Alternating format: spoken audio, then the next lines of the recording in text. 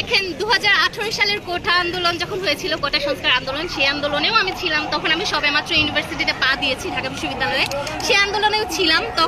তখনকার প্রেক্ষাপট যেরকম ছিল, এবারের প্রেক্ষাপট কিছুটা ভিন্ন হলেও দেখতে পাবেন যে বিষয়গুলো একইভাবে আগাচ্ছে। হল বন্ধ করে দেয়া, স্কুল কলেজ বন্ধ ঘোষণা করে দেয়া, আন্দোলনের যে শক্তি সেটাকে কমিয়ে ফেলা।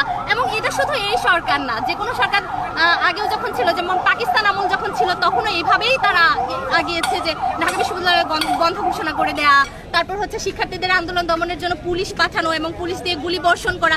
সেম ঘটনা 1952 সালের ঘটনাই কিন্তু আমরা গতকালকে রিপিট দেখেছি। উনি এখন বলতে পারবেন না যে 1952 সালে এই হয়েছিল সেই হয়েছিল। ওনার বলার আগে চিন্তা করা উচিত যে আমি এখন সেই সরকারের জায়গাটায় বসে আছি, যেই সরকারের জায়গাটায় পশ্চিম পাকিস্তানের প্রশাসন বসেছিল। তাহলে পশ্চিম পাকিস্তানের দোষ যে আমরা এখন দেই, তাদেরকে যে আমরা এত অপমান করি, তাহলে সেই জায়গাটা তো ওনাকেও করা উচিত। আসলে বিনা ভোটের যখন একজন সরকার থাকেন, তখন ওনার মধ্যে কোনো ভয় থাকে না, এবং ভয় না থাকার জন্য উনি আসলে সাধারণ জনগণকে নিয়ে অনেক বেফাস মন্তব্য করে থাকেন। উনি তার বাইরে না। আর মনে হচ্ছে যে বয়সের সাথে সাথে ওনার আশেপাশের যে মানুষজন আছেন, যারা ওনাকে আসলে প্রভাবিত করেন, তারাও আসলে ওনাকে সেইভাবে বোঝাতে পারছে না। ওনাকে মিসলিড করা হচ্ছে, এবং তাছাড়া মিসলিড করাই হবে কেন? উনি নিজেকে বঙ্গবন্ধু কন্যা হিসেবে বলে থাকেন। খুব ভালো কথা, জাতির জনক বঙ্গবন্ধু শেখ মুজিবুর রহমান, আমরা ওনাকে শ্রদ্ধা করি। উনি যদি সেই জায়গাটায় দেখতেন যে বঙ্গবন্ধু নিজেও বলেছেন, বিভিন্ন ভাষণ আমরা দেখছি এখন, যে লড়াই করো, লড়াই ছেড়ে মাঠ ছেড়ে যেও না, তাহলে আমরা তো ওনার আদর্শই ফলো করছি, আমরা মাঠ ছেড়ে যাবো না। যদি আপনাদেরকে হল ছেড়ে যেতে বলে, তাহলে আপনারা কি পদক্ষেপ? হল ছাড়ার ব্যাপারটা, ইউজিসি যে বিশ্ববিদ্যালয় বন্ধ ঘোষণা করলো, ঢাকা বিশ্ববিদ্যালয় সহ আরো কয়েকটি বিশ্ববিদ্যালয় যে আছে যেগুলো স্বায়ত্তশাসিত, সেগুলো বন্ধ করার রাইটস তো ইউজিসির নাই। ইউজিসি সব বলতে পারে না, সেটা বলবে আমাদের বিশ্ববিদ্যালয় প্রশাসন। এবং আমাদের বিশ্ববিদ্যালয় প্রশাসনই তো এখন আন্দোলনে আছে। তারা নিজেদের পেনশন নিয়ে, যখন নিজেদের পেটে লাথি পড়লো, তখন থেকে তারা আন্দোলনে এসছেন। তাহলে আমাদের পেটে যখন লাথি পড়ছে, আমরা কেন আন্দোলনে আসবো না? ওনারা কি আন্দোলন প্রত্যাহার করেছেন? আমাদের শিক্ষক যারা আছেন, আমরা কেন আন্দোলন প্রত্যাহার করবো?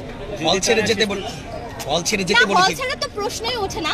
যদিও আমি হলে থাকি না, কিন্তু আমাদের যে সহপাঠীরা হলে আছেন বা জুনিয়ররা সিনিয়ররা হলে আছেন, তারা কেন হল ছাড়বে? হল ছাড়লে আন্দোলনের গতিটা কমে যাবে। হল ছাড়ার প্রশ্নই ওঠে না। ক্যান্টিন তো তখন বন্ধ হয়ে যাবে, ক্যান্টিন বন্ধ হবে, বাইরে থেকে খাবার আসবে না। আর আমার তো মনে হয় যে আমরা যদি আহ্বান করি যে আমাদের অভিভাবক যারা আছেন সবাই আমাদের জন্য খাবার নিয়ে আসবেন, আমরা এরকম মনে করি। যদি ছাত্রলীগের মতো পেটুয়া বাহিনীকে আসলে বিরিয়ানি রান্না করে খাওয়ানো হয়, তাদের কিনা আমরা তো এমন অধিকারের জন্য রাস্তায় নেমেছি যেটা ন্যায্য, সেখানে তো পুরো বাংলাদেশের মানুষ আমাদের পাশে আছে। মুক্তিযুদ্ধে যদি নামার সময় মুক্তিযোদ্ধারা চিন্তা করতো যে আমরা খাবার কোথায় পাবো, আমরা আসলে বাঁচতে পারবো কিনা, ট্রেনিং করতে কিনা, তাহলে তো যুদ্ধটাই হতো না।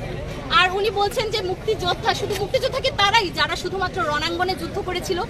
বাংলাদেশের যে 95% মানুষ তখন তাদেরকে খাবার দিয়ে, তাদের বন্দুক টেনে বিভিন্নভাবে সহযোগিতা করেছিল, সেই ব্যাপারগুলো কোথায় যাবে?